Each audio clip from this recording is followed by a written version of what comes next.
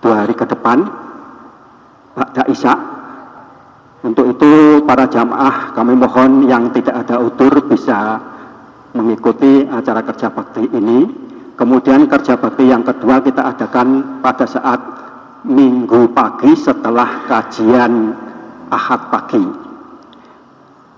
Kerja bakti yang kedua diadakan pada hari Minggu setelah kajian Ahad pagi.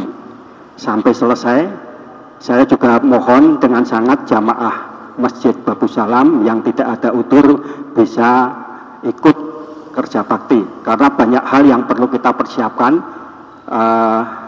baik di dalam ruangan masjid ini maupun di sekitar masjid ini. Dan insya Allah untuk kerja bakti yang Kamis malam itu kita jadikan agenda rutinan mingguan, karena pada saat malam Kamis kita adakan kerja bakti itu menyambut jamaah sholat Jum'ah. Itu Bapak Ibu yang kami sampaikan informasi berkaitan dengan kita akan menerima kunjungan rombongan pengurus Yayasan Anak Soleh yang menaungi Masjid Manarul Islam di Kota Malang. Terima kasih atas perhatiannya. Kami sangat berharap kehadiran panjenengan yang tidak ada udzur. Kurang lebihnya saya mohon maaf. Bila taufiq wal hidayah. Assalamualaikum warahmatullahi wabarakatuh. Untuk kajian selanjutnya kami serahkan kepada Ustadz Ahmad Kholis. Monggo Ustadz.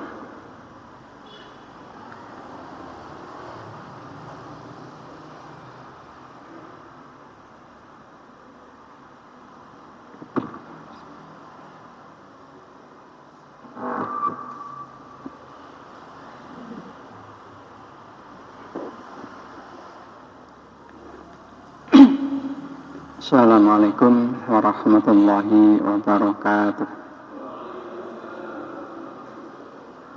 Alhamdulillah alladzi anzala as-sakinata fi qulubil mu'minin liyazdadu imanan ma'a imanihim.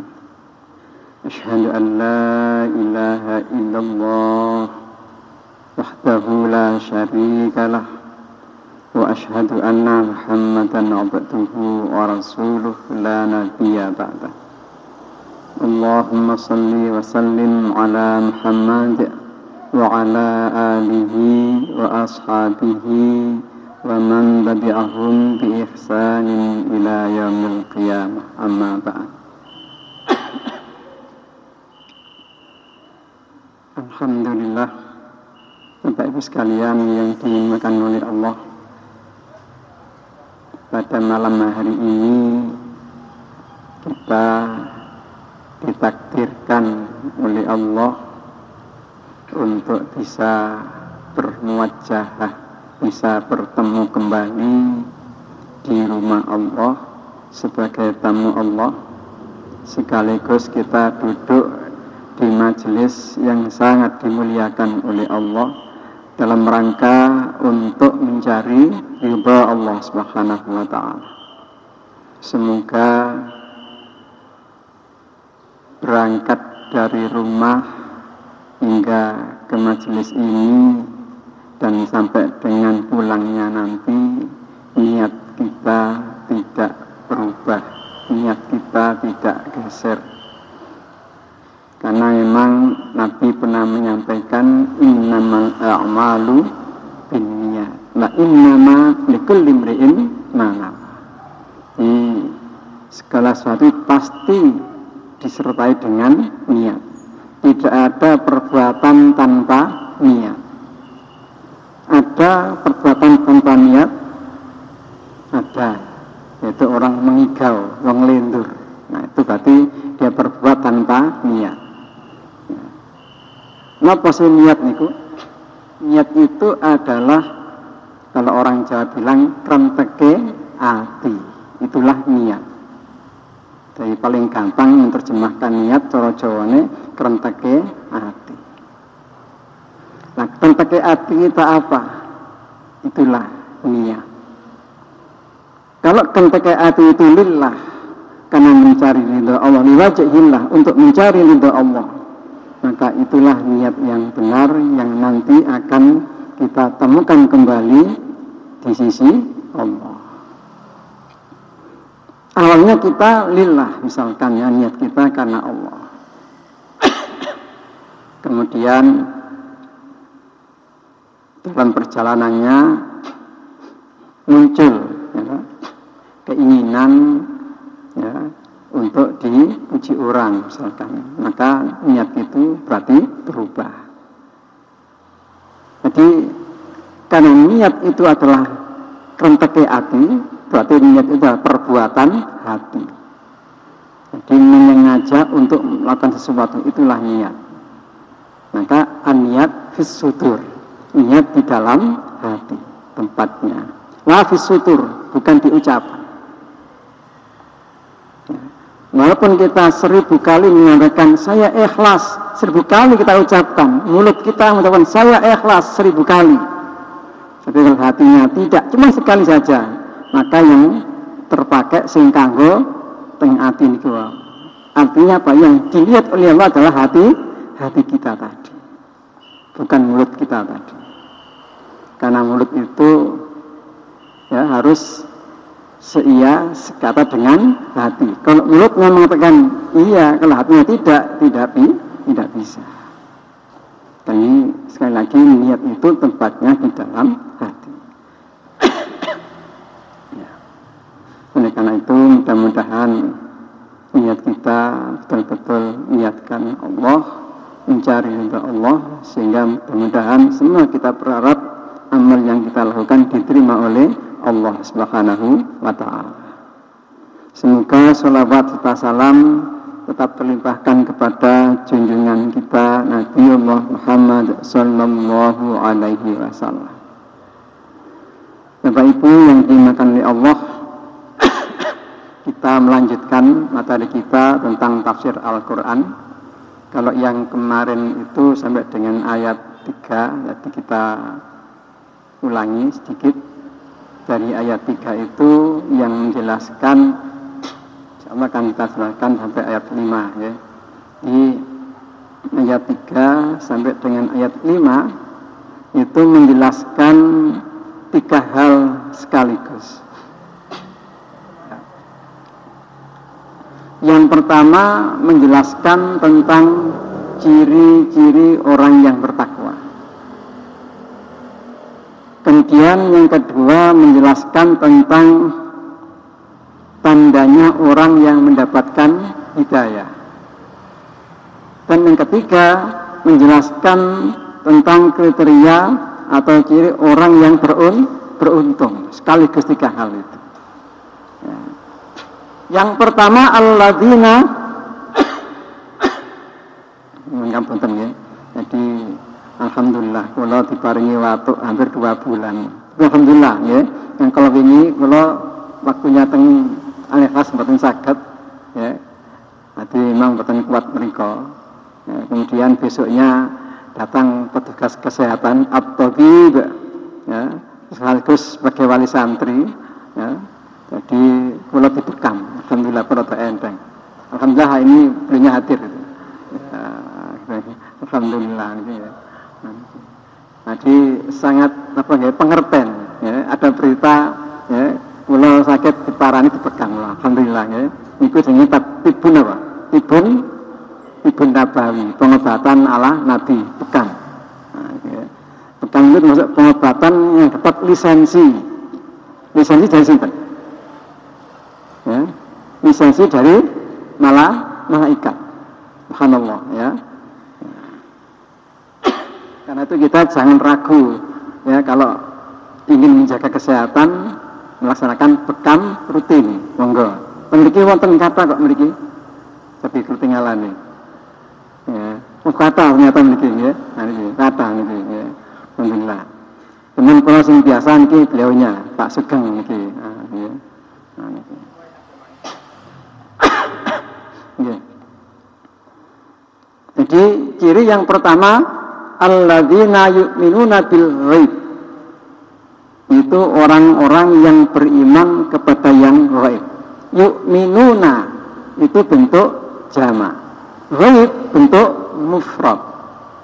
Kudune kan jamak bisa. Sehingga di sini yang dimaksud al-ghaib niku sinten? Karena bentuknya mufrad mestinya hanya satu. Jadi mboten macam-macam. Kan ada yang terjemahkan ghaib itu sebagai barang ghaib. Apa? Pedon, gendruwo, dedemit, macam-macam ya. Ani jin, nyero kidul. Apa? Mak lampir hendangnya. Ya. Nah, gitu. Jadi yang dimaksud dengan al-ghaib, ya, kalau kita baca di dalam surat Al-Mulk, ya, Al-Mulk, ya, di sana Allah berfirman, wa yakhshawna rabbahum bil ghaib lahum maghfiratun wa ajrun kabir. Wa yakhshawna rabbahum, dan mereka takut kepada Tuhan mereka bil ghaib, yang ghaib. Jadi yang dimaksud dengan al-ghaib itu adalah rabbahum, Tuhan mereka. Sinten Allah. Tinggi ya. Jadi yang pertama, pondasi utama ciri orang yang bertakwa itu adalah mereka yang beriman kepada Allah. Itu yang disebut dengan al-ghaib. Kenapa dengan al-ghaib? Sinten sing ngate ningali Gusti Allah. Sinten? Enten sing nate diparani kali Gusti Allah beromongan langsung. Kakallamallahu Musa taklima. Sinten? Sinten? Nabi Musa. Ewat dene ngono, nih bahasa Jawa nggih. Ewat dene ngono, Nabi Musa mboten saged ningali Gusti Allah. Mboten saged. Padahal diparingi karo Gusti Allah, mboten saged ningali Gusti Allah. Apalagi kita. Kita diparani saja kali Gusti Allah. Kapan? Di dalam hadis Gusti Allah sanjang, kita tuh didatangi oleh Allah. Allah datang ke langit dunia. Kapan itu? Di sepertiga malam yang terakhir. Berarti kan setiap hari. Cuman kita itu menyambut pembuatan kedatangan Allah. Banyak orang yang mengaku cinta kepada Allah, dipani Gusti Allah, ditinggal tuh gak ngereken. Nah, ini tiang mriko lho, tiang mriki mboten sepira beda, ngoten ya. Ngoten ya. Jadi sekali lagi yang dimaksud dengan yu'minu bil ghaib itu adalah Allah. Ya, jadi Allah itu ghaib, artinya apa? Kita tidak bisa melihatnya. Ya. Ghaib itu sesuatu yang tidak bisa dilihat, tapi ada. Ya. Kalau dalam bahasa sekolah itu, kalau ada absen, ya, ada teman yang tidak hadir, apa bahasanya? Ya, si fulan, ghaib, tat. Nah, gitu, ghaib. Maksudnya apa? Buatan ketinggal. Ya. Nah, tapi ada. Orangnya ada, belum meninggal, tapi tidak hadir. Berarti apa? Ghaib. Ini apa enggak? Nah, seperti itu. Jadi yang dimaksud ghaib itu ada, tapi kita nggak bisa melihatnya. Ya? Dan itu kita yakin, beriman, kita percaya bahwa Allah itu ada. Ya. Untuk menguatkan keyakinan itu, ya, keyakinan kita itu, keimanan kita itu, ya, adalah apa yang bisa kita lihat. Tidak mungkin langit yang kita tidak tahu seberapa jauhnya, kita nggak tahu berapa batasnya ditempuh di pinggir langit, tempuh di pinggir langit nih. Ya, kita nggak bisa melihatnya, ya, nggak mampu kita melihatnya pinggir langit. Apa langit itu bukan pinggir, belum ternyata. Wallahu a'lam, kita nggak tahu. Saking gede, saking luasnya. Bumi on tenggene pelajaran sekolahnya kan hanya setitik di langit, ngerti ya. Padahal bumi ini ya lebih kecil daripada matahari ketinggal kecil. Matahari lebih kecil daripada bintang. Kok ketok cilik saking tebih, padahal bintang jumlahnya pinten? Nggak terus hitung haji, berjuta-juta bintang di langit, hitung ya, berjuta bintang di langit niku. Ngapunten nih, kalau nanti diajak konco, rihlah niku napa? Laku-laku, tulen, penyanyi Bromo. Mungkin mereka sekitar jam 1:30 pagi. Ya, jadi buatan nenten, apa niku? Lampu belas, ya, buatan lampu belas. Kan tidak ada lampu di atas gunung itu, ya, sehingga kita bisa melihat kebetulan cuaca terang, sakit ningali dengan jelas bintang. Dan ternyata bintang itu lek teman-teman ketinggal ya. Masya Allah kita ya ningali nginggil itu seperti nggak ada jaraknya, ngeruente kayak apa niku? Kayak larang niku ya. Masya Allah. Jadi jumlahnya sangat banyak bintang itu ternyata di langit ini. Kelihatan padang karena cahaya bintang. Kayak cedek ngoten, saking kadahe bintang. Nah, bintang yang banyak itu sebenarnya hanya ada di kolong langit. Ya, satu bintang jauh lebih besar daripada bumi. Bintang gedenya langit ngoten ya. Nah, Gusti Allah nggambaraken luasnya surga itu nanti ardhuhas samawati wal ardh. Jadi seluas langit dan bumi. Langit pun tidak disebut satu oleh Allah. Ardhuhas samawat. Samawat itu bentuk jamak dari sama. Ya. Minas sama, berarti kan satu lah langit. Ini samawat bentuk jamak. Langit jumlahnya pinten? Ya. Sab'a samawat. Jumlahnya 7. Ya, sangat dibayangkan ya, pinten gedenya swarga 7 langit. Makanya kanjeng Nabi ngambarkan ya, perbandingan kebahagiaan, ya, kekayaan, kebahagiaan, ya, keuntungan, yes, katanya apa macam ini, ya, antara surga dengan nikmatnya dunia. Nabi ngambarkan, Nabi nyerupakan tangan jari-jari dengan toyo. Celup, ketika diangkat, apa yang terjadi? Nah, tetesan air. Kemudian Nabi menyampaikan tetesan air inilah gambaran nikmatnya dunia. Sementara nikmatnya surga luasnya lautan. 1 banding pinten ya Pak? Pinten? Tidak bisa diukur. Banding 100 miliar triliun, 100 miliar triliun apa penghitungnya? 100 miliar triliun. Tidak bisa diukur saking apa itu besarnya nikmat surga. Dan itu tidak untuk semua orang. Uiddat lil muttaqin, hanya disediakan untuk orang-orang yang bertakwa saja. Masya Allah ya. Tidak untuk semua orang.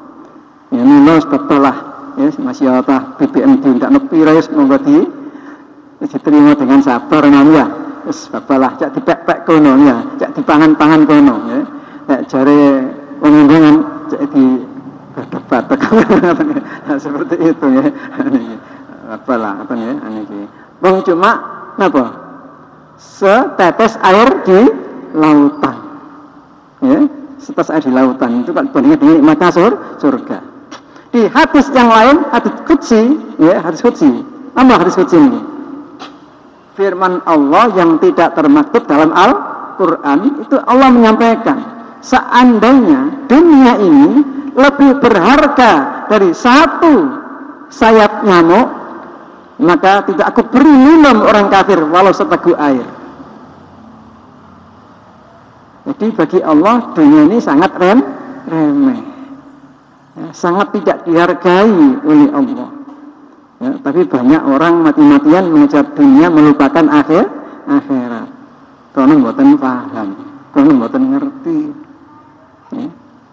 Makanya Nabi betapa beliau sangat mulia ketika datang ke Taif, ya, disambut dengan lemparan batu. Apa jawab Nabi?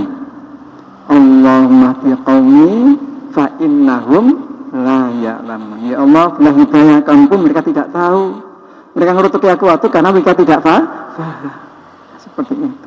Banyak orang tidak paham tentang kehidupan, hakikat kehidupan ini. Maka alhamdulillah, berbahagialah banyak sedaya yang rawuh ini, yang setia duduk di majelis ilmu. Insya Allah ya, kita semua ya akan menjadi calon-calon penghuni surga. Insya Allah. Tentu kita berharap. Memang kita tidak ada jaminan. Tetapi kalau kita mengamalkan di antara ciri 5 hal yang kita jelaskan ini, insya Allah kita termasuk orang-orang yang menjadi ahli surga. Karena dijelaskan di sini yang pertama adalah alladzina yu'minuna bil ghaib. Mereka yang beriman kepada yang ghaib, yang dimaksud atau beriman kepada Allah Subhanahu wa taala. Apa? Ya. Wujud keimanan kita kepada Allah, tentu kita melaksanakan perintah. Sehingga di sini ayat selanjutnya dikatakan yuqimuna shalah. Ya, jadi mendirikan sholat. Nah, ini ya, diwujud bahwa kita itu beriman kepada yang gaib, artinya beriman kepada Allah, kita melaksanakan sholat. Sholat itu apa? Untuk menyembah yang kita yakini tadi, yang kita percaya tadi, itu Allah. Nanti kita menyembah kepada Allah. Dan di sini disampaikan oleh Allah dalam bentuk yuqimuna, mendirikan, bukan sekedar melaksanakan. Artinya betul-betul menjadi perhatian kita tentang sholat itu, bukan asal gugur kewajiban. Wis pokoke sholat mboten. Ini betul-betul kita perhatikan. Sejak mulai dari wudhu sudah kita perhatikan. Ya. Kemudian waktu-waktu sholat juga kita perhatikan. Di sini waktu subuh itu masih tetap seperti biasa atau sudah mengikuti keputusan Munas Tarjah? Sampun, alhamdulillah ya, alhamdulillah. Ini sakjane semenjak bisa mengikuti, cuman awali mawon, ya, awali mawon, boten. Jadi sekarang azan, 20 menit pas baru komat, angkatan rata-rata ya. Nah, ini. Jadi sing komat ya sing azan niku ujian plek ujian karena ewangi harus teko soalnya. Ini sampai akhirnya 20 menit namanya teko. Nah, ini tapi kita perhatikan ya. Jadi ternyata waktu subuh itu mundur 8 menit. 8 ya. Jadi ya itu kita azan di situ. Artinya kita betul-betul memperhatikan. Itulah yuqimuna shalah. Ya, tidak asal melaksanakan. Ya. Termasuk juga di dalam ini membuat barisan soft. Ya. Jadi kalau menurut hadis ya itu dijelaskan, subhanallah ya, di kita pun belum itu sempurna. Ya. Masya Allah, sahabat itu kalau sholat kaki nempel kaki, pundak nempel pundak, ngaten ya. Jadi tidak ada jarak. Karena Nabi melarang, jangan biarkan ada celah-celah di dalam sholat, karena itu akan dimasuki anaknya setan. Ngaten ya. Makanya Nabi kalau ngatur sholat dengan apa? Pakai apa? Pakai pedang, Pak. Ya, kalau ngatur sholat pakai pedang, ya. Kenapa sholat pakai pedang? Ya, karena memang ya masa Nabi dulu memang kemana-mana mesti betul pedang. Ya, kados zamane ya nenek moyang kita kan juga dulu gitu. Jadi masing-masing mesti nggawa celurit, nggawa keris, ngoten niku ya. Kemana-mana bawa. Soalnya apa? Mesti di mana-mana banyak begal. Ya. Misalnya alhamdulillah pun beten, enten omahe pun kerep, ngoten ya. Nah niki. Dalane pun aspal, ini ada alas ya. Nah niki. Jadi itu. Yang kedua adalah betul-betul kita perhatikan sholat itu. Tidak hanya sekedar melaksanakan, tapi betul-betul kita perhatikan ya sholat itu, sehingga amal ibadah sholat yang kita lakukan itu diterima oleh Allah Subhanahu wa taala. Bacaannya juga begitu, tartil, ya. Kemudian gerakan-gerakannya juga ya, tumak-nina. Jangan sampai kita dituduh pencuri di dalam sholat. Sebab Nabi pernah mengatakan wasyarun nasi sarikatan fis sholat. Jadi sejahat pencuri ya pencuri di dalam sholat. Sik kabril sholat kok nyolong. Maksudnya itu adalah apa? Tidak mengikuti aturan di dalam sholat. Jadi banyak rukun-rukun yang terbuang. Di antaranya adalah rukun tumak-nina. Ngoten ya. Jadi ya betul kita membaca apa doa yang pendek boleh, ya ayat yang pendek juga boleh, tapi tetap menjaga tumak-nina. Itu yang paling penting, katanya. Kemudian yang ketiga, wa mimma razaqnahum yunfiqun.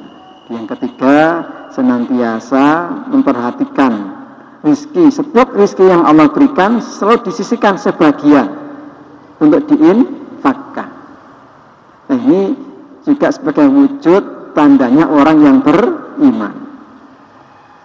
Karena Nabi pernah menyampaikan as-salatu nurun, as-sabru diya'un, was-sadaqatu burhanun. As-salatu nurun, salat itu adalah cahaya. Ya. Orang kalau tidak sholat mesti gelap, hatinya gelap, pikirannya gelap, tidak tahu halal haram, tidak peduli dengan halal haram. Makanya as-salatu nurun, sholat sebagai cahaya sehingga bisa terang menjalani kehidupan. As-sabru diya'un, sabar itu adalah pelita. Pelita ini kenapa? Cara bikin damar, ya.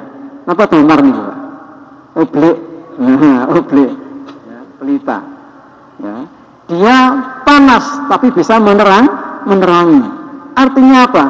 Kenapa kok sabar dianggarkan seperti pelita itu? Karena memang orang berbuat sabar itu sangat berat.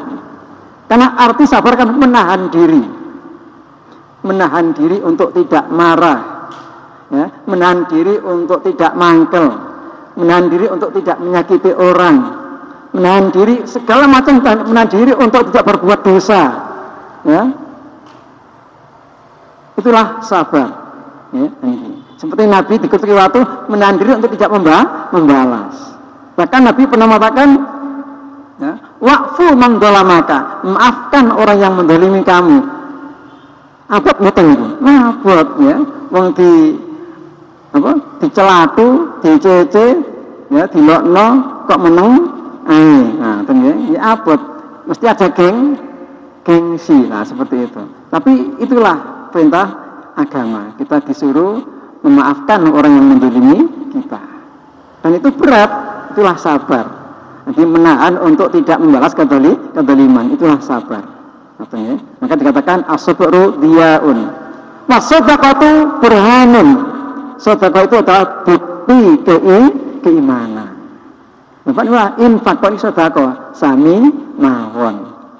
Karena hakikat infak itu kan mengeluarkan sebagian harta di jalan Allah. Nah, infak itu juga terbagi dua, infak yang sifatnya sunnah, infak yang sifatnya wajib. Nah, ya, hanya beda istilah saja antara infak dan sedekah itu. Cuman infak itu lebih luas. Nah, tapi sedekah itu juga ternyata sedekah tidak hanya berupa harta, bahkan sunnah absaduka sedekah.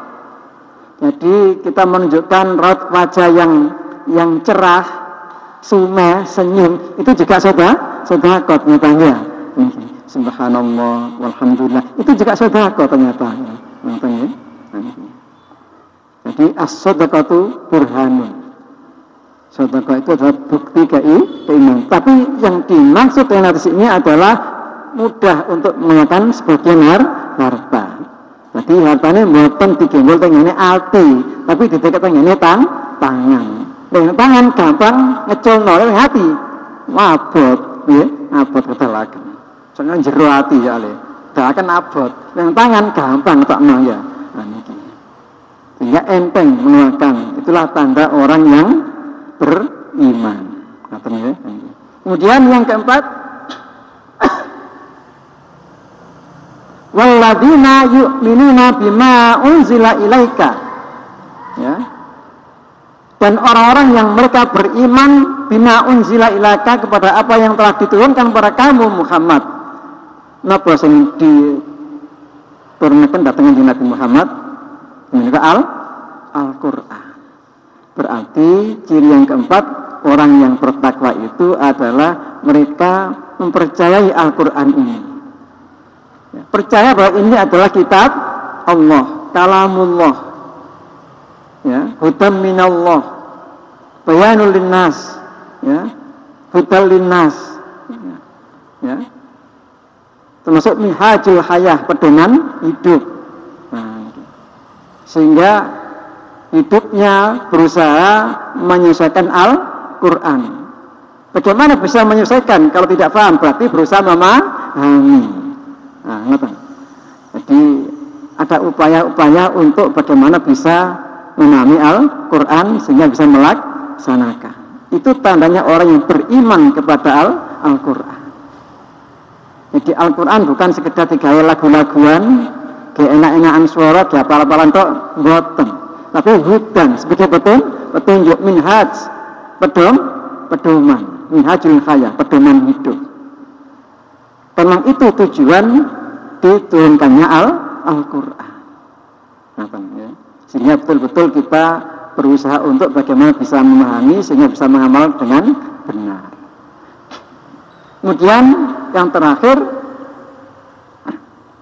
wabil akhiratihum yuqinun, ya, dan mereka yakin adanya kehidupan akhirat. Belum kelihatan, tapi sudah yakin dari sekarang. Ya. Dari yakin itu dibuktikan dengan melaksanakan perintah Allah dan menjauhi larangan Allah. Ya. Ketika melaksanakan perintah Allah karena dia merindukan Allah, mengharapkan surganya Allah. Ketika dia menjauhi larangan Allah karena dia takut dengan ancaman-ancaman Allah.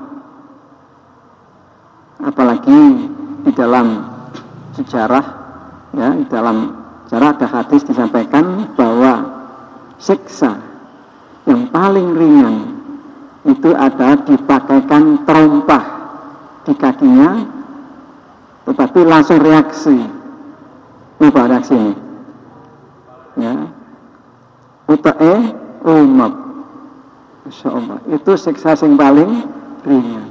Jadi bisa kita bayangkan batin. Ya. Makanya orang yang beriman itu saking Nabi, saking wedine karo dosa, kaya dosa iku digambarno kados watu karo glondong ndukure gunung. Awake ora nisore. Sehingga berusaha menjauh. Kono wedi ndok watu gedhe nang ndukure gunung kate glondong.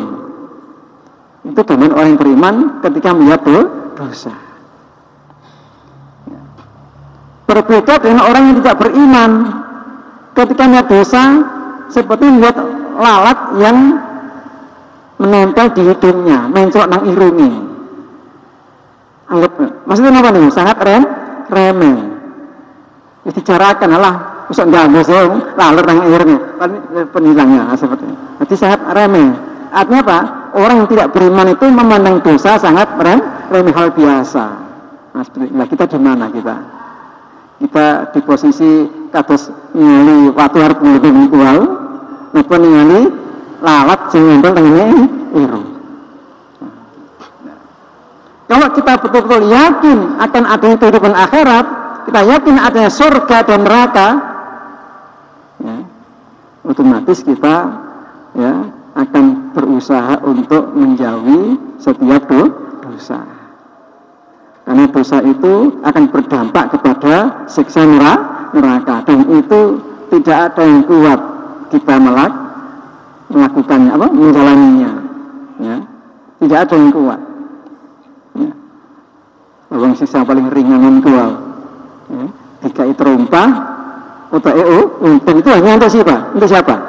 Siapa itu? Ya, Abu Thalib. Bukan Abu Lahab, bukan Abu Thalib. Ya. Orang yang luar biasa di dalam melindungi, menjaga Nabi. Dengan siji dan diparingi hidayah kali Gusti Allah. Karena apa? Karena menjelang ajal, ya, itu direbut. Ya. Jadi ada Nabi yang berusaha, paman, tolong paman, sahabat paman, aku jenengane paman, aku sing bakal bantu paman, tolong paman, sahabat paman.